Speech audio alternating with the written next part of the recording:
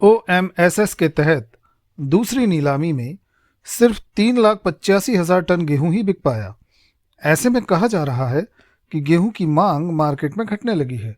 साथ ही ये भी कहा जा रहा है कि अगले महीने से नए गेहूं की आवक मार्केट में शुरू हो जाएगी, इसीलिए कारोबारी कम खरीद कर रहे हैं।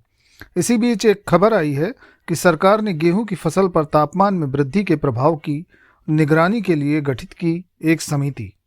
यह कदम राष्ट्रीय फसल पूर्वानुमान केंद्र NCFC के इस अनुमान के बीच आया है कि मध्य प्रदेश को छोड़कर प्रमुख गेहूं उत्पादक क्षेत्रों में अधिकतम तापमान फरवरी के पहले सप्ताह के दौरान पिछले 7 वर्षों के औसत से अधिक था। यहां तक कि मौसम विभाग ने भी अगले 2 दिन में गुजरात, जम्मू, हिमाचल प्रदेश और उत्तराखंड में तापमान सामान्य से अधिक रहने का अनुमान जताया है। पत्रकारों से बात करते हुए कृषि सचिव ने कहा कि गेहूं की फसल पर तापमान में वृद्धि से पैदा होने वाली स्थितियों की निगरानी के लिए हमने एक समिति का गठन किया है। उन्होंने कहा कि समिति सूक्ष्म सिंचाई को अपनाने के लिए किसानों को परामर्श जारी करेगी। उन्होंने कहा कि कृषि आयुक्त की अध्यक्षता वाली समिति में करनाल स्थित गेहूं अनुसंधान संस्थान के सदस्य और प्रमुख गेहूं उत्पादक राज्यों के प्रतिनिधि भी होंगे।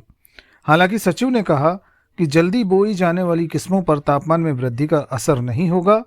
यहाँ तक कि गर्मी प्रतिरोधी किस्मों को भी इस बार बड़े क्षेत्रों में बोया गया है।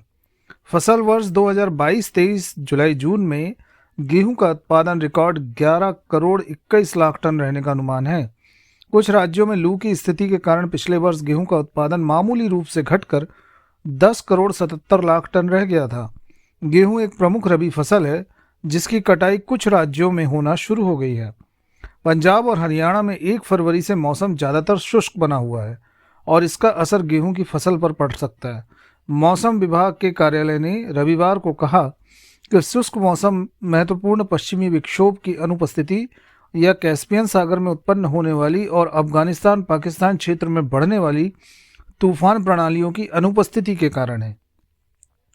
कृषि विशेषज्ञों ने चेतावनी दी है कि उच्च तापमान और वर्षा की कमी दोनों राज्यों में गेहूं की फसल को प्रभावित कर सकती है। रिपोर्ट के अनुसार दोनों राज्य के प्रमुख अन्न भंडार हैं, देश के प्रमुख अन्न भंडार हैं।